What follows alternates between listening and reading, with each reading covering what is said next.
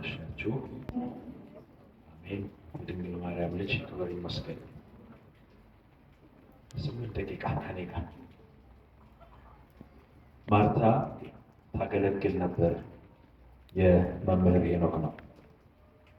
ማርያምና ማርታ እህትማማቾች ናቸው። ኢየሱስም ማርታንና እህቷን አልዓዛርንም ይወድ ነበር። ስለዚህም በቤታንያ በሚገኘው ቤታቸው እንግዳ ሆኖ ተገኘ።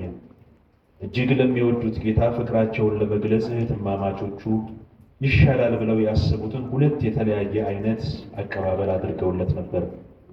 ማርታ ለምትወደው እንግዳዋ ምግብ ለማቅረብ ብዙ ተጨንቃ በጓዳ ስራ ላይ ተጠመደች።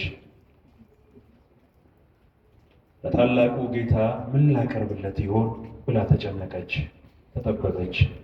መቼም የምናከብረው ሰው እንግዳ ሆኖ ሲመጣ ሙያውም ሊጠፋብን ይችላል። ማርታም የገጠማት ይሄው ነበረ። ምኑን ከምኑ አደርግለታለሁ? ምኑን ከምኑ አድርጋ እንደምታቀርብለት ግራ ገባት። ጌታችን እንዳለውም በብዙ ነገር ተጨነቀች፣ ታወከች። እህቷ ማርታ ግን ሐሳቧን ጥላ ቃሉን ልትሰማ ከጌታ እግር ስር ቁጭ አለች። ማርያምም በማርታ ዓይን ሆነን ስናያት እንግዳ ሲመጣ ስራ ላለመስራት ከእንግዳ ጋር ከሚቀመጠው ስራ ጠል እህቶች አንዷ አድርገን ትመስለናለች። እህቷ ከጭስ ጋር ስትታገል ምን ልስራ ብላ ስትርበተበት እሷ በቤቷ እንግዳ መቀመጧን ስናይ ምን አይነቷ ግፍ የማትፈራ ናት ብለን መታዘባችን አይቀርም። ማርታ ግን ታዝባ ዝም አላለችም። ጌታ ሆይ እኔ እንድሰራ እህቴ ብቻዬን ስትተወኝ አይገድህምን? እንኪያንስ እንድታግዘኝ ንገራት አለችው። ጌታም ኢየሱስ መልሶ ማርታ በብዙ ነገር ትጨነቂያለሽ፣ ትታወኪማለሽ። የሚያስፈልገው ግን ጥቂት ወይም አንድ ነገር ነው። ማርያምም መልካም ዕድልን መርጣለች፣ ከእርሷም አይወሰድባትም አላት። በእኛ ግምገማ ማርታ የበለጠ ለጌታ ፍቅር ያላት ቢመስለንም ጌታችን ግን የማርታን በፍቅር ለመስራት መድከም ሳይነቅፍባት የማርያምን ምርጫ ግን የማይቀማ በጎ ዕድል መሆኑን ተናገረ። እንዴት ሊሆን ይችላል? በእህትማማቾች ቤት የተገኘው ሌላ እንግዳ ቢሆን ኖሮ ማርያም ያደረገችው የሚያስወቅስ ይሆን ነበረ። በእነርሱ ቤት የሚገኘው ግን የሰማይና የምድር ፈጣሪ ነው። እርሱ ደግሞ የሚቀበሉት እንጂ የሚሰጡት እንግዳ አይደለም። ቅዱስ ኤፍሬም ሶርያዊ እንዳለው ማርታ ጌታ ራሱ የፈጠረውን ምግብ በገበታ ልታቀርብለት ተጨነቀች። የዋህዋ ማርታ ያላወቀችው ነገር እርሱ ደስ ብሎት የሚበላው ምግብ እርሷ የምትሰራው አይነት ምግብ እንዳልሆነ ነው።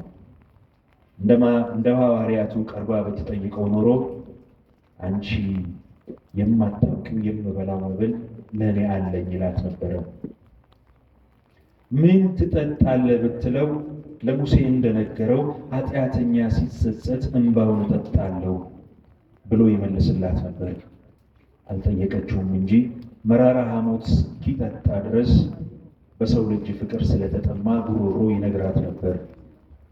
የእርሱ ምግብና መጠጥ የሰው ልጅ ልቡን ሰጥቶ ወደ እርሱ መመለሱ ነው።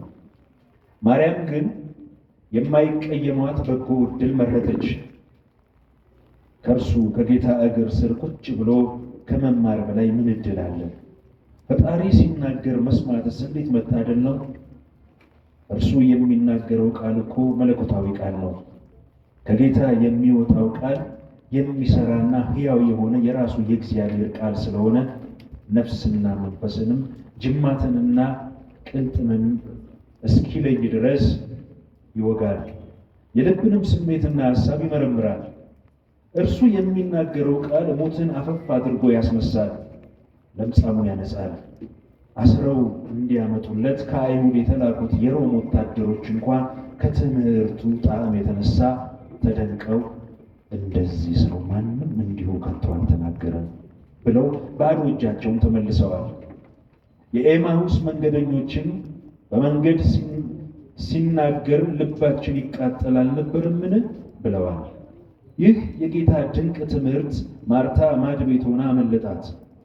ብዙ ነቢያት ሊሰሙት በውደድ ያልሰሙትን ቃል የመስማት ዕድል ቤቷ ድረስ መጥቶላት፣ እርሷ ግን ስራ ላይ ነበረች። እንደ ሙሴ ወደ ተራራ ሳትወጣ በደመና ሳትከበብ ቤቷ ድረስ እግዚአብሔር መጥቶላት ሲያናግራት ሲል፣ እሷ ግን ምግብ እየሰራች ነው። ማርታ ግን አገልግሎት ስለበዛባት ባከነች ይላል።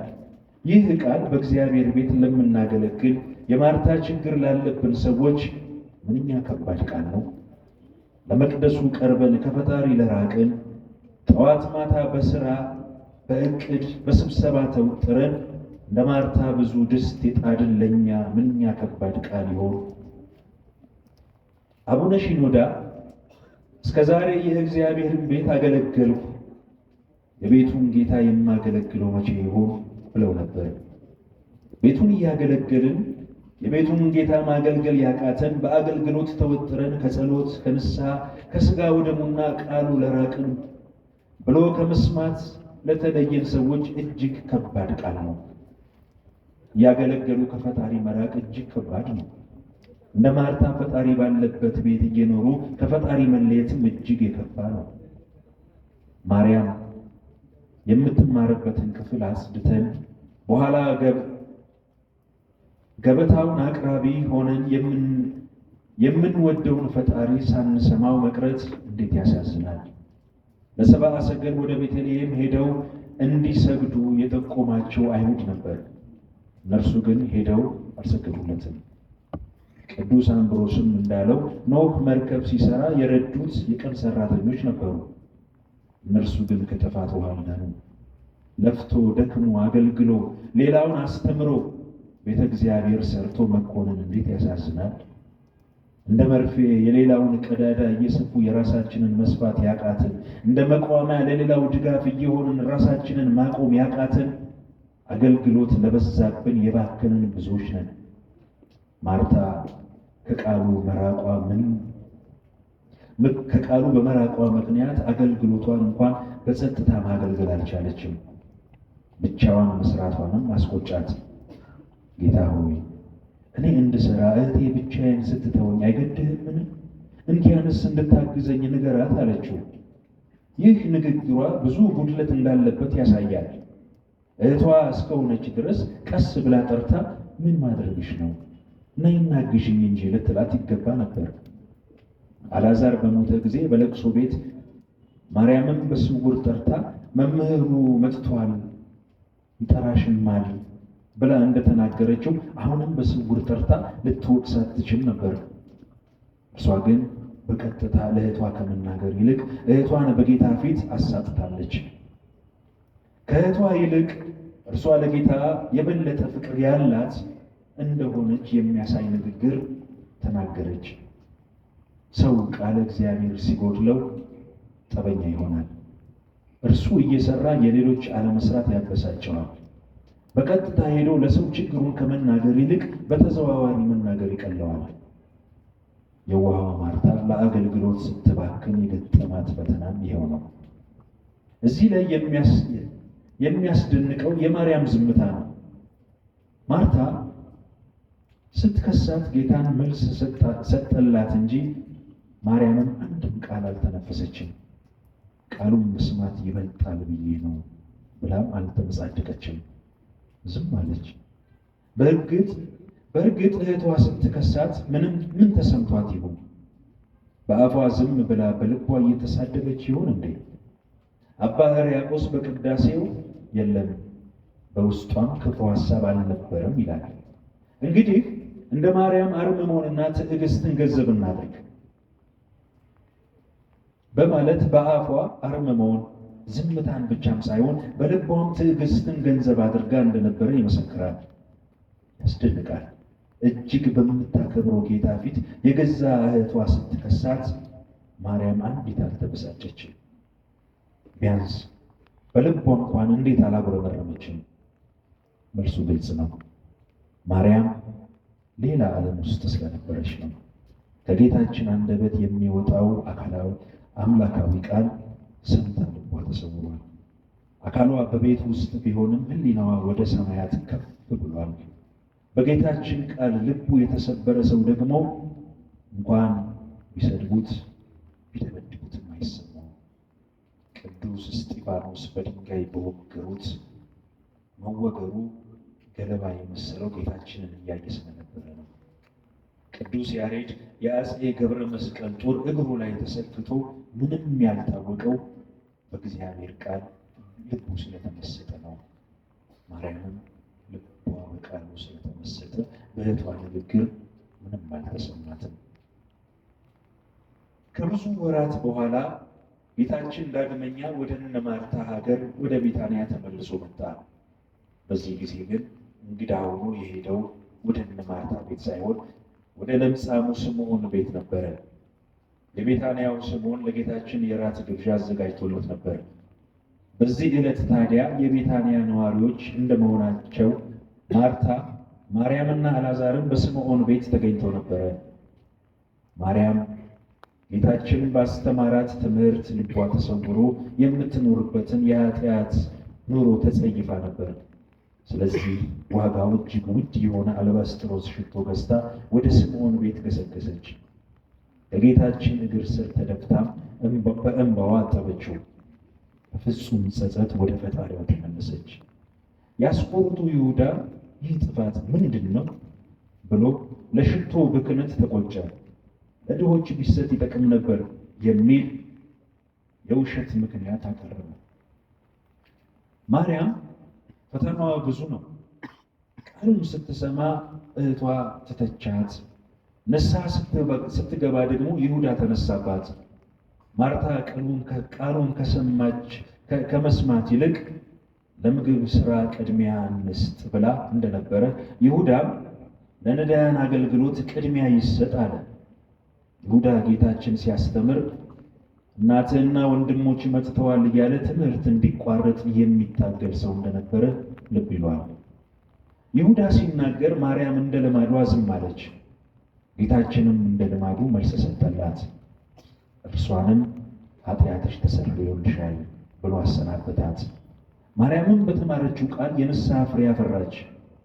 የኃጥኡን መመለስ ለሚወደው ጌታ እንባዋን አቅርባ ከማርታ በላይ አስተናገደችው። መስተንግዷም ከማርታ ብቻም ሳይሆን ታላቅ ግብዣ ካደረገለት ከለምጻሙ ስምዖንም የበለጠ ሆነ። ጌታችንም ለለምጻሙ ስምዖን ከእርሱ መስተንግዶ የእርሷ መስተንግዶ ምን ያህል የበለጠ እንደሆነ አነጻጽሮ ነግሮታል። ከላይ እንደተገለጸው ማርያም እንደዚህ ስትጸጸትና ኃጢአቷ ሲሰረይላት ማርታ በለምጻሙ ስምዖን ቤት በእንግድነት ተገኝታ ነበር። ምን እያደረገች ይሆን? የእህቷን መመለስ በመገረም እያየች ይሆን?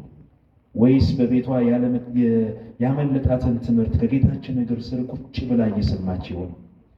ቅዱስ ዮሐንስ ወንጌላዊ መልሱን እንደዚህ ስል ጽፎልናል። በዚያም እራት አደረጉለት፣ ማርታም ታገለግል ነበር። ለማመን ያስቸግር ይሆናል። አዎን ማርታ በሰው ቤት እንኳን አላረፈችም። በቤቷ እንዳደረገችው በስምዖን ቤትም በአገልግሎት ላይ ነበረች። እህቷ ስትማር ጓዳ የነበረችው የዋሃ ማርታ ምንም እንኳን ጌታችን አገልግሎቷን ሳይነቅፍ የሚበልጠውን ከእግሩ ስር መገኘት እንደሆነ የነገራት ቢሆንም አሁንም መልካሙን ዕድል አልመረጠችም። እህቷ ስትማር ታገለግል እንደነበረች የእህቷ ኃጢአት ሲሰረይለትም እርሷ አገልግሎት ላይ ናት። ማገልገል መልካም ነው። እኛ በአገልግሎት ስንባክን ሌሎች ወደ እግዚአብሔር ሲቀርቡ ኖረዋል። ንስሐ ገብተው ወደ ሥጋ ወደሙ ሲቀርቡም እኛ አገልግሎት ላይ ከሆነን እንደ ማርታ ዕድላችንን ያልተጠቀምን ምስኪኖች ነን። የሚያሳዝነው ማርታ አላወቀችም እንጂ የስምዖን ቤት ግብዣ ከጌታ እግር ስር ለመቀመጥ የመጨረሻ ዕድሏ ነበር። ምክንያቱም ጌታችን ከዚያች ቀን በኋላ በጥቂት ቀናት ልዩነት ተሰቅሎ ሞቷል። ከዚያም ሞትን ድል አድርጎ ተነስቶ በ40ኛው ቀን አርጓል። ማርያም የመጀመሪያ ዕድሏን ለመማር የመጨረሻ ዕድሏን ደግሞ ለንስሐ ተጠቀመችበት። ማርታ ግን ነበር። ወስብሐት ለእግዚአብሔር።